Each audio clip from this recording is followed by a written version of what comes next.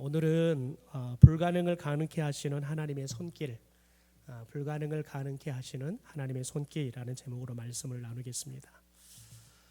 여러분이 생각하기에 나는 이것은 도저히 할 수가 없어. 우리는 혹시 그런 문제가 생기면 그러죠. 이건 예수님이 오셔도 이건 해결할 수 없어. 혹시 우리는 그렇게 농담하지요. 여러분, 그런데 그 농담은 어디에서 나오는 거냐면 예수님에 대해서 우리들이 잘 모르기 때문에 그렇습니다. 어떻게 보면 예수님은 모든 것을 하실 수 있다라는 그 믿음이 있기 때문에 이게 얼마나 힘든 것인가라고 강조하기 위해서 또 그렇게 표현하기도 하지만, 여러분, 하나님은, 특별히 예수님은 우리가 경험하잖아요. 그러면 농담으로도 그런 말을 하지 않게 됩니다. 왜냐하면 예수님이 내 앞에 계신데, 여러분, 농담이라도 예수님을 무시하면 예수님이 기분이 좋겠습니까? 여러분, 그러면 그 예수님을 인식하게 되면 자연스럽게 예수님의 전지전능성에 대해서 저와 여러분이 농담이라도 그런 말은 하지 않게 되어지는 거죠. 여러분, 저와 여러분이 살면 살수록 내가 할 수 없는 것이 할 수 있는 것보다 더 많아진다는 것들을 알게 되어지죠. 여러분, 젊은 날에는 내가 못할 게 없을 것처럼 살잖아요. 특별히 청년 사역을 해보면 언제 청년들이 제일 무섭냐면, 군대 갔다 오면 그때는 뭐든지 할 수 있다는 자신감이 있습니다. 그래서 군대 갔다 온 아이들한테 청년회장을 시켜놓으면 나머지 청년들이 죽으려고 합니다. 왜냐하면 야, 그것도 못해? 못하면 하면 해 라는 말로 말하면 할 수 있어. 여러분, 굉장히 그렇게 다그치죠. 여러분, 그러면 정말 못하는 청년들은 그 말에 때로는 굉장히 낙담하기도 합니다. 그런데 여러분, 근데 군대 갔다 오면 대부분의 남자들은 못할 게 없습니다. 그렇게 자신감이 들죠. 왜냐하면 그래서 훈련받는 가정들이 야, 이걸 사람이 어떻게 감당하나, 이걸 어떻게 받나, 여러분, 그렇게 생각할 만큼 이 극한의 상황들을 겪고 나면 이제는 여러분 무서울 게 없습니다. 못할 게 없다라는 자신감이 들죠. 여러분, 그런데 아무리 우리들이 못할 게 없다라는 자신감을 가져도요, 시간이 가면 갈수록 자연스럽게 알게 되어지는 거 뭐냐면, 내가 아는 것보다 모르는 게 더 많고, 내가 할 수 있는 것보다 내가 할 수 없는 것들이 더 많다는 것들을 알게 되죠. 여러분, 제가 자녀의 교육에 대해서 언제 제일 여러분 강의를 잘했냐면, 제가 20대 초반에 강의를 제일 잘했습니다. 왜냐하면 그때는 자녀를 키운다는 것이 어떤 일인지를 몰랐어요. 책으로만 보고. 그러니까 여러분, 그때는 이렇게 하면 다 잘 될 수 있습니다. 책을 보면 어려운 것은 하나도 기록하지 않고요, 잘 할 수 있는 것만 기록합니다. 그러니까 그것만 보고 있으면 이거 이렇게 하면 잘 시킬 수 있구나, 여러분, 그런 자신감이 들어요. 여러분, 그런데 장가 가서 애를 낳아서 키워보니까요, 여러분, 요즘은 그렇습니다. 이게 부모는 자식 앞에서는 어떻게 할 수가 없구나. 제가 아시는 분이 수학 선생님인데, 여러분, 아들이 수학을 제일 못해요. 그러니 생각해 보세요. 얼마나 속 타져요. 그것도 자기가 학교에 근무하는 그 학교에 자기 아이가 학생으로 있어요. 근데 수학 선생님 아이가 수학을 제일 못해요. 못하는 것도 어지간히 못하면 그래도 괜찮은데 탁월하게 못해요. 그러니 엄마가 참 애가 타는 거죠. 엄마가 아이들한테 선생님으로서 이 면도 안 쓰는 거예요. 그러니까 얼마나 아이를 다그치는지 몰라요. 그러니까 아이가 그것 때문에 정말 공부하면, 더군다나 수학하면 경기를 해요. 그래서 아예 수학을 포기를 해버리는 걸 봤어요. 여러분, 수학 선생님도 자기 아이를 못 가르쳐요. 여러분, 그게 인간이 갖고 있는 한계예요. 여러분, 오늘 말씀에 보면 오늘 말씀에 보면 여러분 하나님께서 지금까지 29장까지 쭉 특별히 남유다 백성들 죄를 지어서 하나님으로부터 떠나버려서 아무리 하나님의 말씀을 선지자들을 보내서 전하지만 돌이키지 않는 여러분 이 죄인들에 대해서 하나님께서는 이제 심판이다. 그래서 너희들이 바벨론의 포로가 되어서 70년 동안 노예 생활을 하게 될 것이다. 계속 여러분 이야기를 했단 말이에요. 여러분 더군다나 보십시오. 죄인들을 향해서 하나님이 뭐라고 하는지 우리 성경 12절을 읽지 않았지만 12절 말씀 볼까요? 같이 한번 읽어보죠. 시작. 여호와께서 이와 같이 말씀하니라 내 상처는 고칠 수 없고 내 부상은 중하도다. 그러니까 여러분 죄인은 상처 고칠 수 없다. 저 죄인 불가능. 하나님이 그렇게 선언하셨어요. 여러분 그런데 아이러니하게 이 에레미야 30장의 말씀은 어떻게 시작되어지냐면 오늘 1절에 이렇게 시작됩니다. 여호와께로부터 말씀이 에레미야에게 임하여 이르시니라 라고 이야기합니다. 여러분 여호와께로부터 말씀이 에레미야에게 임했다라는 말은 뭐냐면 특별히 이제 새로운 내용이 시작이 되올 때 자주 쓰는 관용어입니다. 여호와께로부터 여러분 에레미야에게 말씀이 임했다는 거예요. 여러분 이 말은 뭐냐면 우리가 봤던 28장, 29장에서는 바벨론에 있는 포로들에게 편지를 보냈어요. 그리고 더 나아가서는 거짓 예언자들이 있잖아요. 여러분 그들에게 여러분 그들과의 논쟁이 기록이 되어 있었습니다. 여러분 그런데 오늘 30장에서는 갑자기 어떤 말씀이 나오냐면 하나님이 포기, 너희들 가능성 없어. 여러분 이렇게 이야기했던 여러분 그들을 향해서 하나님께서 이제 새로운 메시지가 전개되기 시작합니다. 여러분 그 핵심 키포인트가 9절 말씀입니다. 그들은 그들이 하나님 여호와를 섬기며 내가 그들을 위하여 세울 그들의 왕 다윗을 섬기리라. 하나님께서 뭐라고 말하냐면 저들은 죄에서 돌이키지 않아. 그래서 저희들에게는 심판에는 방법이 없어. 저들은 죄의 병은 고칠 길이 없어. 포기. 이랬던 하나님이 이제 갑작스럽게 새로운 전개를 시작하는 겁니다. 여러분 그런 죄인들이 죄를 돌이키고 이제는 하나님을 섬기게 될 거라는 거예요. 그리고 하나님은 그런 그들을 위해서 하나님이 세운 다윗을 섬기게 될 것이다 라고 이야기를 하고 있습니다. 여러분 그런데 가만히 생각해 봅시다. 우리가 지금까지 쭉 봐왔던 에레미야 시대에 에레미야로부터 예언의 말씀을 들었던 남유다 백성들이 어떤 사람들이었습니까? 여러분 에레미야의 말에 눈 하나 깜짝하지 않았습니다. 더군다나 거기다가 거짓 선지자들이 나타나서 에레미야는 하나님의 심판이 70년 임할 거다. 너희들이 바벨론 포로로 끌려가서 70년 동안 포로 생활을 할 것이다. 그러면서 마지막 여러분 에레미야가 포기하는 심정으로 그럼에도 불구하고 너희들이 지금이라도 회개하고 돌아오면 여러분 이 말을 하지만 실은 에레미야를 보면 에레미야서를 읽어보면 돌아옴에 초점이 맞춰져 있는 게 아니라 하나님이 너희들에게 심판할 것이다.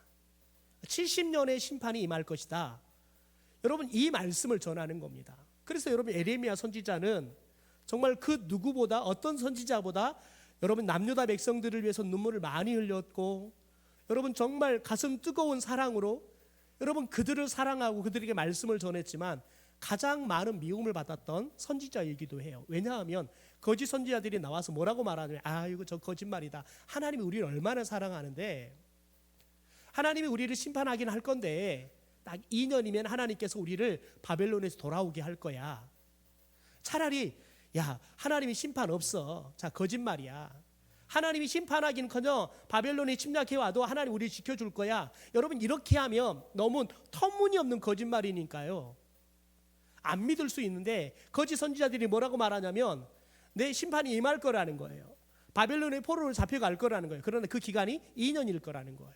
여러분 2년과 70년은 완전히 내용이 다른 거예요. 여러분 70년 포로 생활할래요? 2년 포로 생활할래요? 포로 생활을 안 해서 70년이 얼마나 힘든지 2년이 얼마나 힘든지 모르십니까? 여러분 70년 하면 돌아오지 못하고, 제가 보기에는 여기 돌아오지 못하고 죽을 분들이 아마 우리 두 빼놓고는 다 죽을 것 같은데요. 예. 여러분 그렇습니다. 여러분 그러니 생각해 보세요. 어떤 메시지가 더 희망이 있겠습니까? 어떤 메시지가 하나님에게, 지금까지 하나님이 우리에게 사랑을 주었고 우리에게 은혜를 베풀어 줬던, 여러분 그 하나님에게 어울리는 말씀이겠습니까? 그러다 보니까 여러분 에레미야 선지자는 하나님의 말씀을 전하지만 정말 무시당하고 조롱당하고, 여러분 맞기도 하고, 여러분 왕따를 당하고 쫓겨나기도 하고, 그래서 여러분 에레미야는 눈물이 그칠 일이 없었어요. 여러분 그래서 이 에레미야는 여러분 이 눈이 다 짓물렀다고요. 눈병이 떠날 일이 없었어요. 여러분 그런데 갑자기 하나님이 뭐라고 말하냐면, 여러분 하나님께 돌아올 거라는 거예요. 그래서 하나님을 섬길 거라는 거예요. 그러면 그런 그들을 위해서 하나님이 내가 세우는 다윗 왕을 그들이 섬기게 될 것이다 라고 말하고 있어요.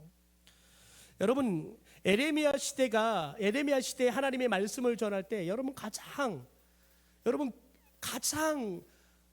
악랄한 그들의 모습을 보여주는 게 뭐냐면, 여러분 하나님의 말씀 있잖아요. 그 말씀을, 여러분 비싼 그 말씀을 칼로 다 찢어버려요. 그리고는 불에 다 태워버려요.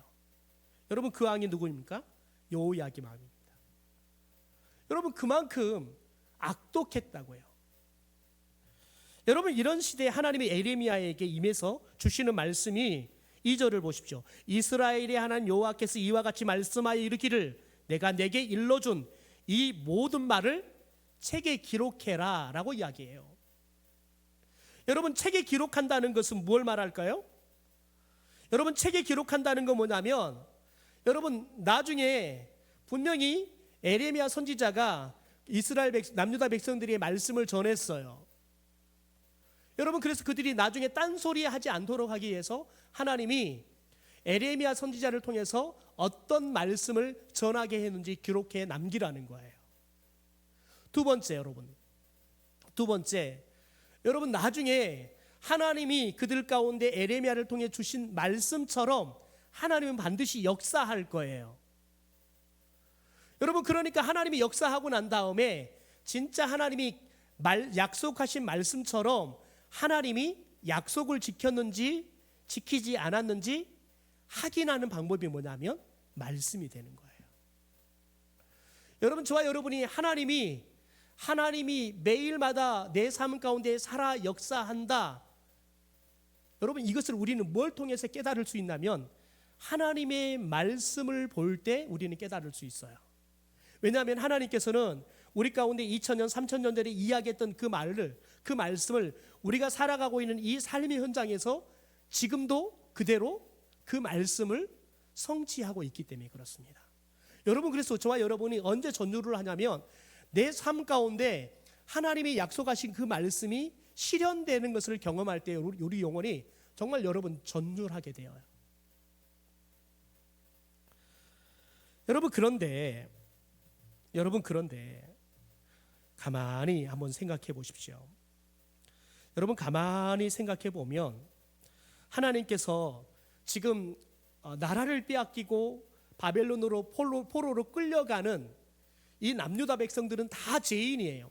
하나님이 아무리 선지자들을 보내서 말씀을 전하지만 깨닫지 않고 회개하지 않고 오히려 그들은 더 깊은 죄의 소롱에 빠졌던 사람들이에요. 하나님의 보낸 선지자들을 죽이기도 하고 때리기도 하고 조롱을 했던 그런 죄인들이었단 말이에요. 여러분 그래서 우리가 12절에 봤듯이 하나님께서 너희들 고칠 수 없다, 너희들의 죄의 병은 고칠 수 없다 포기했던 사람들이라고요. 여러분 그런데 생각해 보십시오. 여러분 하나님이 포기해서 바벨론의 포로가 되어서 여러분 바벨론으로 끌려가요. 여러분 그 길이 여러분 오늘날로 이렇게 계산해 보면 한 1100km 돼요.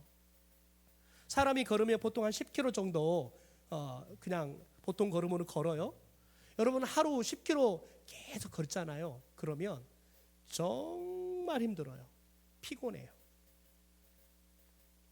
정말 피곤하다고요. 여러분 그런데 생각해 보세요. 1100km를 가야 돼요. 그러니 생각해 보세요. 잠자리가 편합니까? 먹을 게 풍족합니까? 지금 포로가 되어서 끌려가요. 그러니 여러분 이들을 조심해서 끌고 가겠습니까? 그냥 개 취급하듯이, 짐승 취급하듯이 끌고 가는 거예요. 먹을 거 주겠습니까? 아니에요. 바벨론 군사들도 먹을 게 풍족하지 않는데요. 그러니까 여러분 이들에게는 매일 피곤하고요, 매일 배고파요. 여러분 사람이 배가 불러야지 가림도 있어요. 여러분 그런데 하나님께서 왜 이들에게 이런 고통을 주셨냐는 거예요. 하나님은 그렇게 말을 해요. 여러분 그들이 허물이 크기 때문에 그 허물만큼 고통을 준대요. 여러분 그들의 죄가 너무 많아서 그 죄의 양만큼 하나님께서 벌을 주신대요. 여러분 그래서 오늘 말씀에도 보십시오. 오늘 말씀에도 보면 하나님께서 뭐라고 말하는지 11절 아마 자막은 없는데 보면 이렇게 말합니다. 끝에 보면 그러나 내가 법에 따라 너를 징계할 것이요 결코 무죄한 자로만 여기지는 아니하리라. 여러분 그들을 포로에서 다시 돌아오게 해서 하나님을 섬기게 하고 하나님이 세운 다윗 왕을 섬기게 할 거다라고 여러분 말을 하는데, 그러나 그들이 지었던 죄에 대해서 반드시 벌은 줄 거라는 거예요. 단지 여러분 벌을 주지만 그 죄 때문에 죽이지는 않을 거라는 거예요. 다시 돌아오게 할 거라는 거예요. 여러분 지금 에레미야 30장 전반부에는 죄는 어떤 결과를 가져오고 사람은 어떻게 구원을 받을 수 있느냐, 여기에 대한 하나님의 중요한 메시지가 담겨 있는 겁니다. 여러분 오늘 말씀으로 다시 돌아가 보면 이런 겁니다. 6절 한번 봐볼까요? 6절 말씀 같이 한번 읽겠습니다. 시작. 너희는 자식을 해산한 남자가 있는가 물어보라. 어찌하여 모든 남자가 해산하는 여자같이 손을 자기 허리에 대고 모든 얼굴이 겁에 질려 새파래졌는가. 여러분 보십시오. 지금 그들의 죄 때문에 포로가 되어서 끌려가는 남자들이 당하는 고통을 어디에다가 비유했냐면 해산하는 고통이에요. 여러분 주님이 뭐라고 말하냐면 야 남자가 애 낳는 거 봤냐? 그런데 지금 저들을 봐라. 애 낳는 남자 없는데 마치 여자들이 해산할 때 당하는 그 고통을 당한다는 거예요. 그러니까 지금 하나님이 그들이 이해할 수 있는 고통, 하나님이 그들이 회개하지 않아서 심판할 때 당하는 그 고통을, 가장 큰 고통을 뭐라고 말하냐면 여자들이 아이를 낳을 때 당하는 그 상고가 가장 큰 고통이라고 생각하시고 비유를 하신 거예요. 그러니까 남자들이 포로가 되어서 잡혀가는데 그런 고통을 당할 거라는 거예요. 여러분 그런데 생각해 보십시오. 이런 고통을 지금 누가 당하는 겁니까? 하나님의 말씀에 여러분 반응하지 않고 반항해서 불순종한 사람들입니다. 여러분 이런 사람들에게 삶에는 고통이 찾아온다는 거예요. 그래서 7절에 이렇게 말합니다. 슬프다 그날이요, 고통의 날이란 말이죠. 그와 같이 엄청난 날이 없으리라. 그날은 야곱의 환난의 때가 되미로다. 그러나 그가 환난에서 구하여 냄을 얻으리로다. 여러분 구약성경에 나와 있는 환난을 당하는 가장 극심한 환난을 당한 사람이 누구냐 생각했냐면 하나님은 야곱의 환난을 비유하는 거예요. 여러분 야곱이 형 에서를 사기치잖아요. 어떻게 하든지 형 장자권 빼앗으려고 하고 형이 받을 축복권을 빼앗아서 자기가 받으려고 여러분 수단과 방법을 가리지 않잖아요. 그래서 여러분 형이 배고파하는 여러분 그 리드를 이용해 가지고 팥죽 한 그릇 장자권을 빼앗아 버리잖아요. 더군다나 여러분 아버지가 형에게 축복할 그 축복 기도를 눈이 먼 아버지를 속여가지고 자기가 마치 형인 것처럼 들어가가지고 축복을 받잖아요. 나중에 형이 그걸 알고는 잡아 죽이려고 하잖아요. 그래서 살기 위해서 하란 광야로 가서 삼촌 집에서 살게 되어지죠. 여러분 근데 그때 여러분 이 야곱이 본인이 형에게 아버지에게 했던 여러분 그 모든 것들을 여러분 그가 삼촌에게 다 당해요. 본인이 지었던 죄 있죠. 그것을 삼촌에게 고스란히 다 돌려받아요. 여러분 죄는 사람 앞에 짓든 하나님 앞에 짓든 여러분 하나님께서는 뿌린 대로 거두게 하세요. 여러분 저와 여러분이 그냥 내 말은 말투가 그래. 원래 나는 그래. 여러분 그렇게 우리들이 말을 막 하잖아요. 여러분 말의 씨앗은 절대 없어지지 않아요. 다시 돌아오게 돼 있어요. 여러분 그래서 이예인 수녀는 말을 위한 기도에서 여러분 반드시 말은 돌고 돌아 내게 돌아온다고 이야기를 해요. 여러분 그래서 그리스도인의 말이 얼마나 중요한지 이예인 수녀님은 이 말을 위한 기도에서 우리 가운데 이야기해요. 본인이 인생을 살아보니까 내가 말한 대로 그것이 돌고 돌아서 내게 열매가 되어서 돌아오더라는 거예요. 여러분 그러니까 저와 여러분이 내가 어떤 말을 하고 살고 어떤 생각을 하고 내가 어떤 삶의 발자취를 가지고 살아갔냐는 여러분 10년, 20년 후에 반드시 열매가 되어서 내게 돌아오게 되어 있어요. 그러니까 여러분 저와 여러분이 10년, 20년 후를 내다보고 여러분이 어떤 삶을 앞으로 10년, 20년 후에 살 것인지 여러분 그것을 기억하잖아요. 그러면 오늘을 우리가 허투루 살 수 없어요. 여러분 제가 저희 어머니를 보니까요.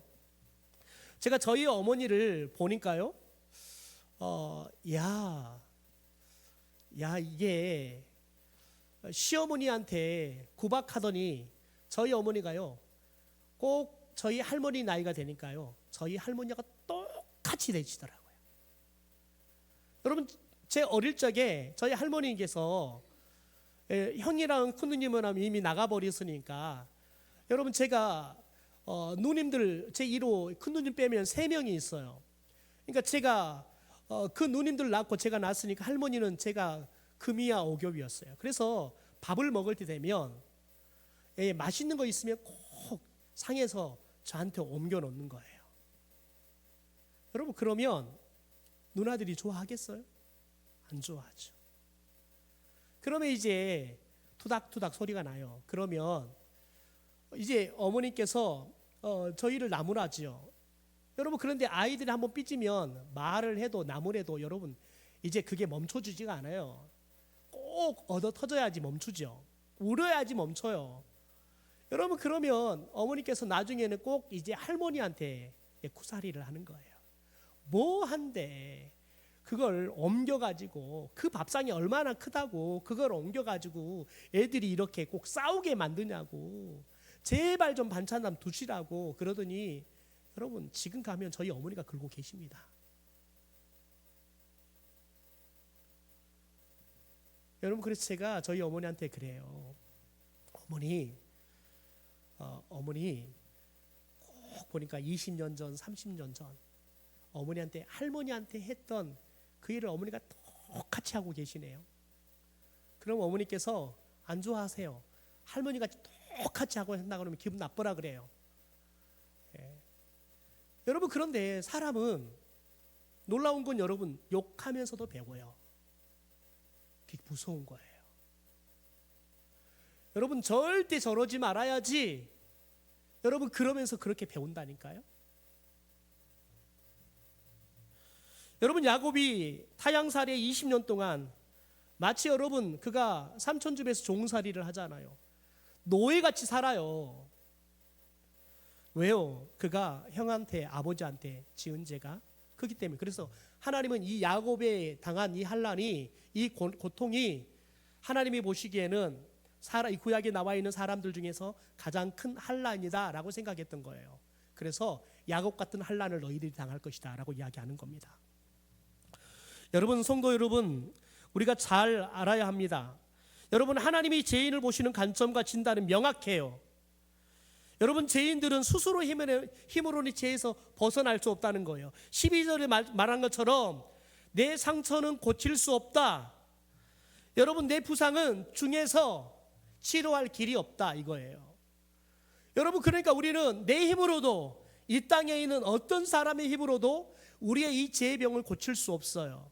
여러분, 이 고난을 벗어나게 할 사람은 아무도 없어요. 여러분, 그런데 오늘 하나님은 30장에서 노래해요. 그들이 돌아오게 할 거라는 거예요. 누구 때문에요? 하나님 때문에요. 그래서 하나님이 여호와에게 너희들이 그럴 것이다. 왜요? 내가 그렇게 돌아오게 할 것이니까. 여러분, 그러니까 사람에게는 불가능한 일이지만 하나님에게는 불가능할 일이 없게 될 줄 믿습니다. 사람들에게는 스스로 그들의 죄의 병을 치료할 수 없어요. 그들은 스스로 돌아올 수 없어요. 그러나 하나님은 돌아오게 하겠다 뜻을 정하면 돌아오게 하지 못할 사람이 없을 줄 믿습니다. 여러분, 하나님의 말씀은 능치 못함이 없습니다. 그래서 누가복음 18장 18절 이하에 보면 부자 간원에 대한 이야기가 나오지요. 여러분, 이야기의 결론부에 보면 뭐라고 말하냐면 낙타가 바늘기 들어가는 것보다 부자가 어디 들어가는 게 더 어렵다고요? 천국에 들어가는 게 어렵다고요. 여러분, 이 말은 부자 천국 갈 수 있다 없다는 말이에요? 없다는 말이에요. 여러분, 낙타가 바늘기 들어가는 거 가능해요? 그것도 불가능해요. 여러분, 그런데 부자가 천국 가는 것은 그것보다 더 어렵대요. 그러니까 불가능하다는 거예요. 여러분, 그러니까 제자들이 예수님께 이렇게 묻습니다. 누가복음 18장 26절입니다. 그렇다면 누가 구원을 얻을 수 있습니까? 그랬더니 예수님이 이렇게 놀라운 답을 합니다. 우리 같이 한번 읽어볼까요? 27절입니다. 시작. 이르시되 무릇 사람이 할 수 없는 것을 하나님은 하실 수 있느니라. 여러분, 사람이 할 수 없는 일 하나님은 하실 수 있을 줄 믿습니다.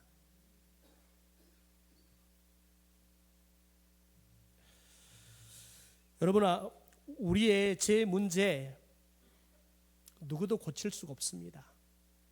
불치병입니다. 그러나 하나님은 그 불치병을 고치고 남습니다. 최근에 보니까 서울대 치의대를 나와서 치과병원을 강남에서 18년인가 몇 년간을 해가지고 돈을 꽤 벌다가 또 심지어 막 성형하고 막 얼굴이 예뻐가지고 또 인플루언서도 하고 했던 여자 치과 의사가 쫄딱 망했어요. 실은 망했다기보다는 스토커 때문에 치과 문을 다 닫았어요. 어려움을 당할 돈을 못 보니까 치과 문을 갑자기 닫으면 여러분 다 헐값으로 넘겨야 돼요. 그러니까 하루아침에 돈을 못 벌게 되는 거예요. 여러분, 그런데 그분이 최근에 보니까 순복음 신학교를 갔더라고요. 순복음 신학교를 갔어요. 여러분, 그런데 그분이 신학교를 가서 간증을 해요. 여러분, 그런데 놀라운 거 뭐냐면 제가 보기에는 그분이 거기 가 있는 게 도저히 어울리지가 않아요. 왜냐하면 이분은 자기 벗은 몸을 막 자랑하고 하는 것들을 너무 즐겨하는 사람이에요. 비키니 입고 막 사진 찍어서 올리고 막 이런 일들을 막 해요. 뭐 자기 이혼한 이야기들을 막 사람들한테 스스럼 없이 해요. 그러니까 이 사람은 죄에 대한 어떤 민감성이 있을까라는 생각, 사람을 의식하고 살까? 오직하면 부모도 다 내놨더라고요. 여러분, 그런데 그런 아픔을 겪으면서 하나님을 만났대요. 그래가지고 그 사람이 순복음 신학교를 갔어요. 영산 신학교를 갔어요. 그래가지고 거기에 가지고 신학교 가서 간증을 하는 거예요. 제가 그분을 보면서 야, 이런 분도 이렇게 바뀌네 생각했어요.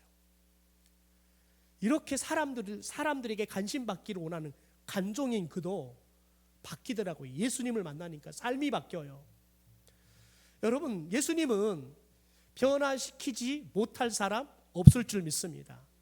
여러분, 저와 여러분이 전도 축제를 하면서 특별히 우리 교회 같이 여러분 지역사회 여러분 전도할 사람들 너무너무 잘 알잖아요. 저 사람한테가 전도하면 무슨 말 할지 여러분 너무 잘 알잖아요. 여러분, 그럼 우리는 막상 전도하러 가려고 그러면 여러분 전도할 발걸음이 가벼워요, 무거워요? 토요일 날 전도한다 그러면 여러분 나오고 싶어요, 안 나오고 싶어요? 안 나오고 싶어요, 솔직히요. 왜요? 아무리 생각해도 내가 전도하러 가면 나를 잘 왔다고, 나 기다리고 있었다고, 세상에 사람들이 나한테 교회 가자고 말하는 사람이 아무도 없다고, 그래서 나 교회 가자고 말하는 사람 오면 나 따라가려고 기다리고 있었다고. 남의 교회는 전도하면 그런 사람이 엄청 많더라고요. 근데 우리가 전도 나가면 그런 사람은 하나도 없어요. 그리고 나중에는 아예 그냥 얼굴 보면 아이고 교회 가는 소리 그만해, 교회 가는 소리 하려고 오지도 마, 문전박대 당한단 말이죠.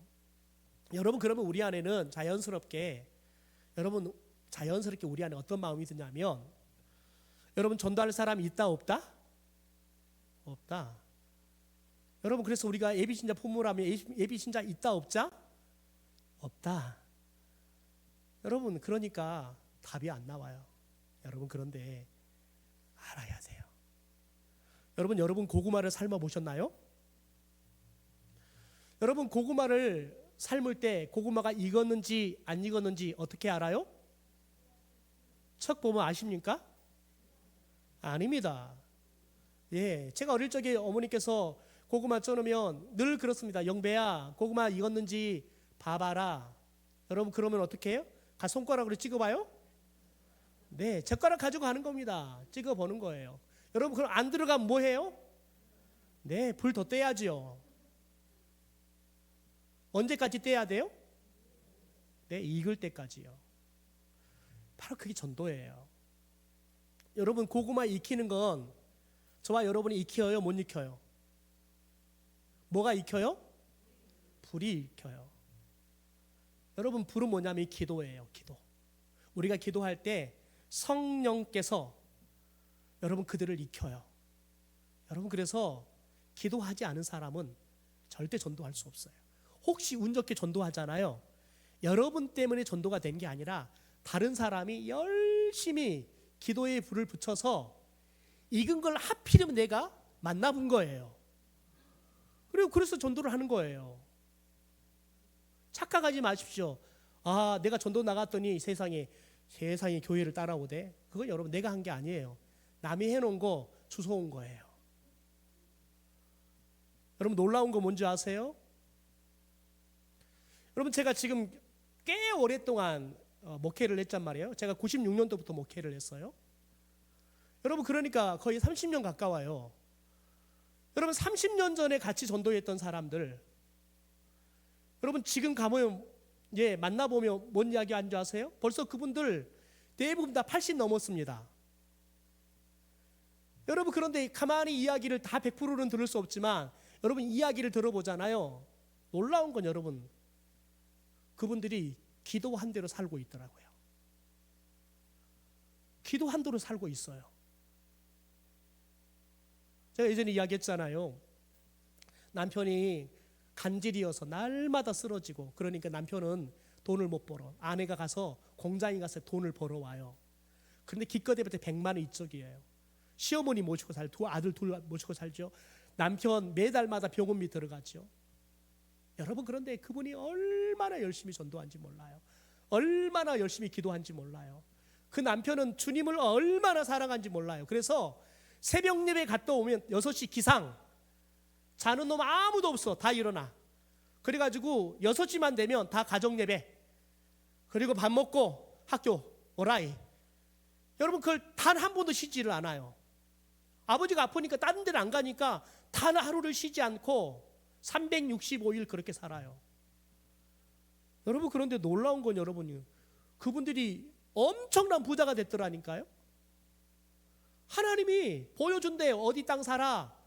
여러분, 그 땅 사고 나면 여러분 땅값이 확 오른대요.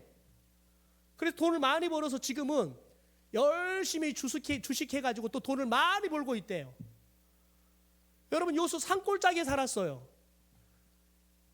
여러분, 이사를 가면 도대체 이분들이 이사를 어떻게 여기까지 올라갔나? 저는 제일 신기한 게 뭐냐면, 요수를 가면 이 농을 가지고 이 골목을 어떻게 들어와서 이 방에다가 농을 넣었을까?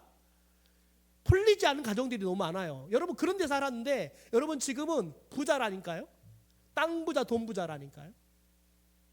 여러분 그런데 그분이 그 집사님이 여러분 늘 기도하는 게 뭐냐면 하나님이 자신한테 돈벼락 좀 줘서 그냥 오래 돈 줬었으면 좋겠다고 그러면 오직 하면 그 이야기를 해요. 왜냐하면 쎄빠지게 돈 벌어도 남편은 병원비 나가고요. 애들 키우고 나면 오직 하면 둘째가 형이 대학을 가니까 아 나는 대학 못 가겠구나. 그래서 고등학교 2학년 때 공부를 포기했어요. 얼마나 엄마가 서럽겠어요.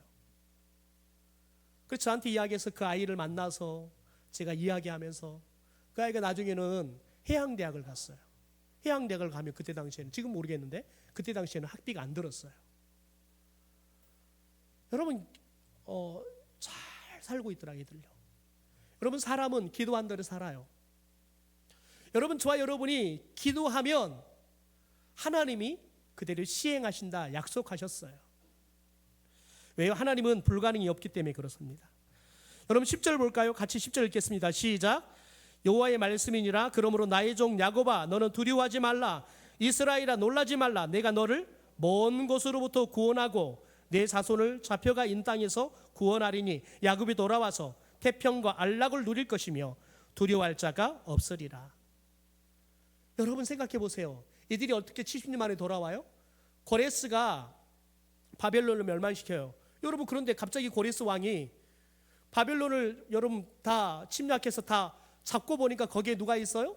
이스라엘 백성들이 포로로 잡혀 살고 있는 거예요. 그런데 여러분 고레스가 이스라엘 백성들을 너희들 고국 돌아가라고 은혜를 베풀어요. 여러분 그게 가능해요? 이야 바벨론을 우리가 침략해서 얻었더니 야 덤으로 이스라엘 백성들을 또 얻네? 여러분 그러면 더 기뻐하겠죠. 놔주는 게 아니라 더 부려먹겠지요. 여러분 그런 놀라운 것은 그들이 하나님의 말씀대로 70년이 되니까 그들을 이스라엘 땅 남유다 땅으로 돌려보내요. 왜요? 오늘 보니까요. 여러분 내가 너를 먼 곳에서 구원한대. 누가요? 하나님이에요. 여러분 잡혀가 있는 땅에서 구원한대요. 그러니까 두려워하지 말래요. 여러분 하나님 어떤 방법으로 구원하느냐 8절 9절입니다. 같이 한번 읽어볼까요? 시작. 만군의 여호와의 말씀이라. 그날에 내가 내 목에서 그 멍에를 꺾어버리며 내 포박을 끊으리니 다시는 이방인을 섬기지 아니하리라. 그들은 그들의 하나님 여호와를 섬기며 내가 그들을 위하여 세울 그들의 왕 다윗을 섬기리라. 보세요. 그날에 누가요? 하나님이 그들을 여러분 묶고 있는 멍에를 꺾어버린대요. 포박을 끊어버린대요. 그리고 너희들이 이방인을 섬기지 않고 하나님을 섬길 수 있도록 한대요. 여러분 놀라운 말이 있어요. 내가 그들을 위하여 세울 그들의 왕 다윗을 섬기리라. 여러분 보십시오. 지금 에레미야가 애언하고 있는 시절은 주전 600년이에요. 그런데 여러분 다윗은 600년보다 400년 전에 다윗이 살다가 죽었어요. 400년 전에 죽어서 다윗은 어디 있어요? 무덤 속에 있어요. 여러분 그런데 이들이 다윗 왕을 섬긴대요. 뭘 의미하는 걸까요? 진짜 무덤 속에 있는 다윗 왕을 섬긴다는 걸까요? 아닙니다. 이 다윗 왕은 누구를 의미해요? 메시아이신 예수님을 의미하는 겁니다. 여러분 메시아이신 예수님을 너희들이 섬기게 될 거라는 거예요. 여러분 사람은 스스로를 구원할 수 없습니다. 여러분 우리는 조그만한 질병이 와도 의사가 원인을 모르겠습니다. 어떻게 해야 할지 모르겠습니다. 여러분 저도 건선도 여러분 천식도 의사가 가면 뭐라고 말하냐면 원인도 모르고 치료 방법도 없습니다. 잘 나으면 다행이고요. 나아도 재발할 겁니다. 그냥 만성입니다. 이런 말만 하지 심지어 친절한 어떤 의사는 여러분 의학책을 갖다가 노랗게 칠해놓고 목사님 보세요. 네 뭐라고 쓰여졌어요? 저한테 읽어보래요. 원인도 모르고 치료법도 없대요. 여러분 의사가 그러면 여러분 사람 환자가 그 의사 신뢰가 가요 안 가요? 안 가요. 그래서 제가 그분한테 안 가요.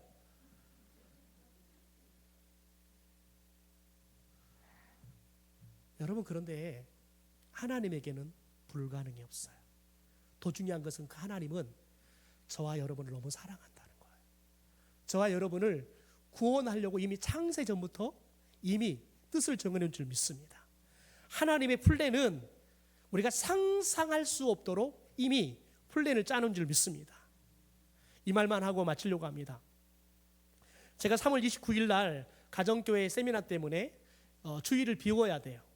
그 세미나는 주일 예배를 가장 중요하게 여기기 때문에 주일 예배를 참석하지 않으면 세미나 수료증을 주지 않아요. 담임 목사가 수료하지 않으면 평신도들이 그 세미나는 참석할 수가 없어요. 그래서 제가 3월 29일 날 비워야 돼요. 그래서 지난 장애 때 장로님들에게 제가 세미나 갔다 오면서 그날은 다른 설교자를 대처하겠습니다.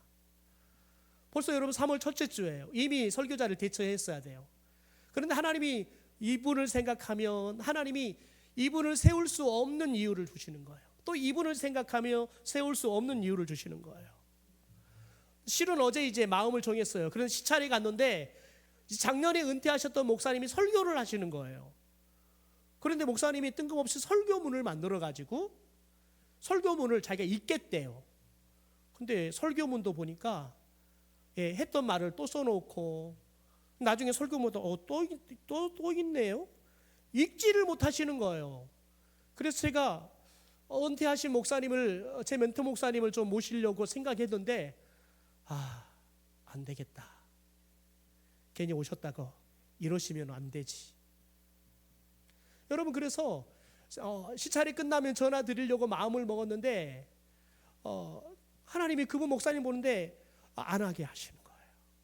여러분 그런데 어제 신방하는데 우리 김현선 권사님이 그런 이야기 하는 거예요.